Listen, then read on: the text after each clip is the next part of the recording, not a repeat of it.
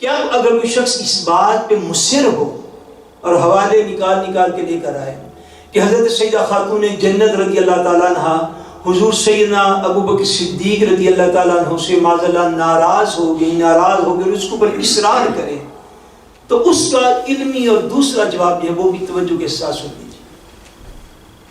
اگر کوئی شخص یہ سمجھے اور انہی روایات کو جو ہے وہ بار بار پیش کرے اور اسی کے اوپر صدق کرنے کی کوشش کرے، تو اس کو یہ بات بھی سمجھنی چاہیے کہ آقا دو جہان نبی کریم صلی اللہ علیہ وسلم نے جب یہ ارشاد فرمایا تھا کہ حضرت سیدہ زہرا پاک رضی اللہ تعالیٰ عنہ میرے جسم کا ٹکڑا ہیں، جو چیز انہیں تکلیف دیتی ہے وہ مجھے بھی تکلیف دیتی ہے، یہ خطاب حضور پاک نے کس موقع پر ارشاد فرمایا تھا، پھر اس کو یہ بات بھی بیان کرنی چاہیے اور یہ بات بھی اس قوم اور امت کو سمجھانی چاہیے۔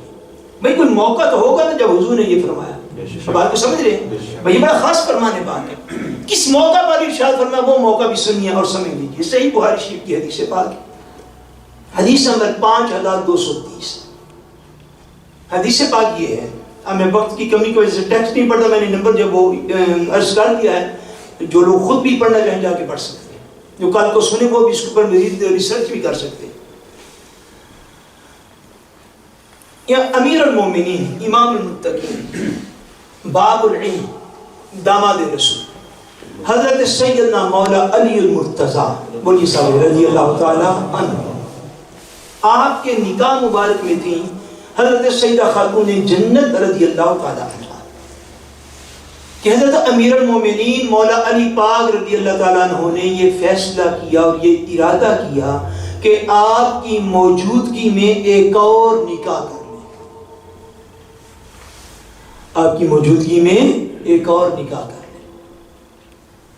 جس سے نکاح کرنا چاہتے تھے وہ ابو جہل کی بیٹی تھی، جمیلہ ان کا نام تھا۔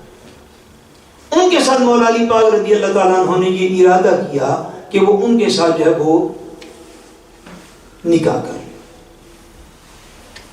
حضور نبی کریم صلی اللہ علیہ وسلم کو جب یہ خبر ہوئی، آقا دو جہان نبی کریم صلی اللہ علیہ وسلم جو تھے وہ منبر پر تشریف لے آئے، وَهُوَ عَلَى الْمِنْبَرِ ان بنی ہشام بن المغیرہ، ہشام بن مغیرہ نے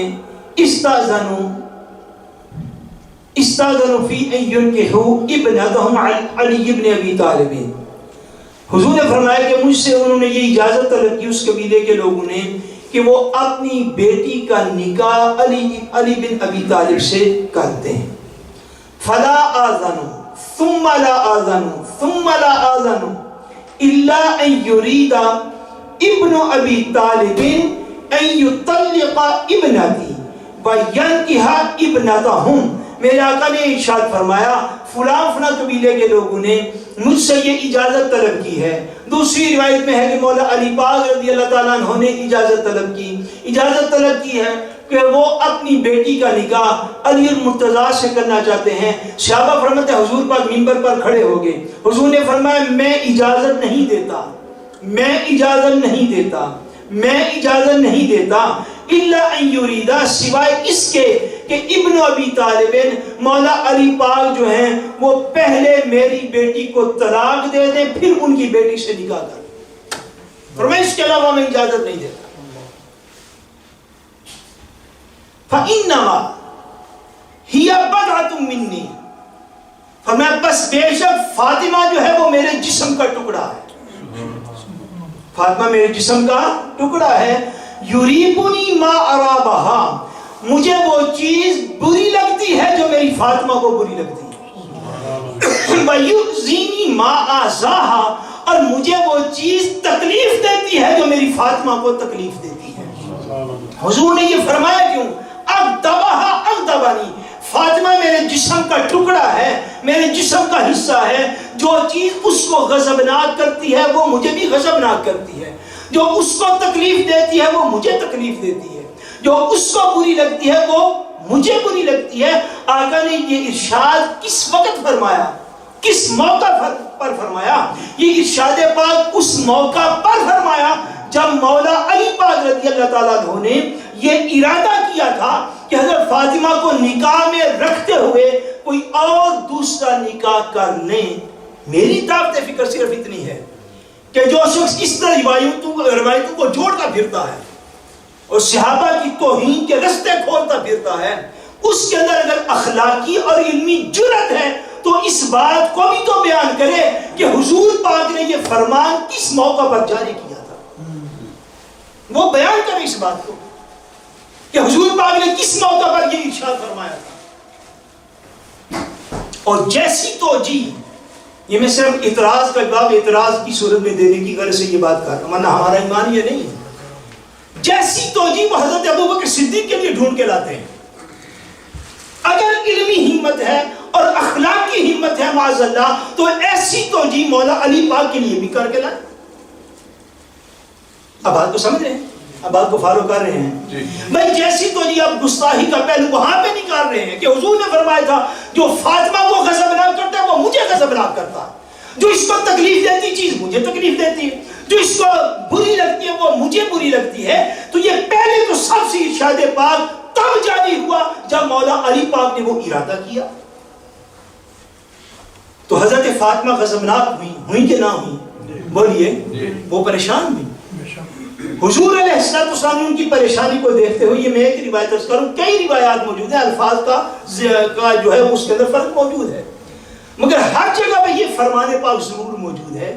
مگر اہل سنت والجماعت میں سے اور علماء میں سے، محدثین میں سے، فقہاء میں سے، مفسرین میں سے، شارحین میں سے کبھی کسی نے اس بات کو یوں بیان نہیں کیا.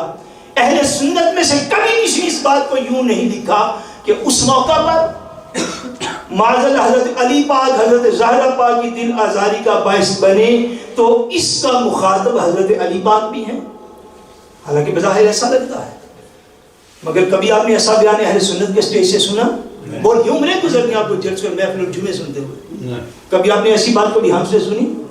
کیوں کہ حدیث پاک کا مفہوم یہ ہے کہ جو شخص حضور سیدہ زہرا پاک رضی اللہ تعالیٰ عنہ کو ذاتی طور پر تکلیف دینے کی نیت سے معاذ اللہ کوئی کام کرے گا اور زہرا پاک اس پر ناراض ہوں گی، تو وہ ایسے ہی ہے کہ حضور زہرا پاک کو ناراض کرنا آقا دو جہاں کو ناراض کرنا. یعنی حدیث جو اصطلاحات کی ذہن میں اگر میں کہوں تو یہ فرمان مطلق نہیں ہے، یہ مقید ہے. مقید یہ مطلق نہیں ہے کہ ہر معاملے کے اندر حضور زہرا پاک ناراض ہو گئے تو وہ حضور کی ناراضگی، ایسی بات نہیں ہے، یہ مطلق ہے ہی نہیں. اس کو ہم مقید کرتے ہیں اس واقعہ کو اس طرح کہ حضرت مولا علی پاک رضی اللہ تعالیٰ عنہ نے حضور سیدہ زہرا پاک کو تکلیف معاذ اللہ یا اذیت دینے کی خاطر یہ فیصلہ نہیں تھا کیا. حضور مولا علی پاک رضی اللہ تعالیٰ عنہ نے ایک شرعی اباحت اور شرعی گنجائش پر عمل کرنے کا ارادہ کیا. بولیے ایسا ہے؟ حضور کی ساری امت کو ایک وقت میں 4 نکاحوں کی اجازت ہے کہ نہیں؟ یہ جائز ہے. اگر کوئی بندہ عدل کر سکے ساری بیویوں میں، وہ 1 سے 2 کر سکتا ہے، دوسری کی موجودگی میں تیسری بھی کر سکتا ہے، تیسری کی موجودگی میں چوتھی بھی کر سکتا ہے. یہ ایک شرعی اباحت تھی، شرعی گنجائش تھی.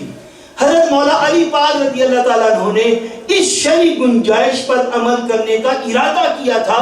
انہوں نے سیدہ زہرا پاک کو تکلیف دینے کا ارادہ، بڑی نماز اللہ آپ کو تکلیف دینے کا ارادہ نہیں کیا. اس لیے یہ جو آگے والا فرمان پاک کا حصہ ہے اس کو کوئی بندہ لوٹاتا نہیں ہے مولا علی پاک کی طرف، اور نہ ہی لوٹانا چاہیے.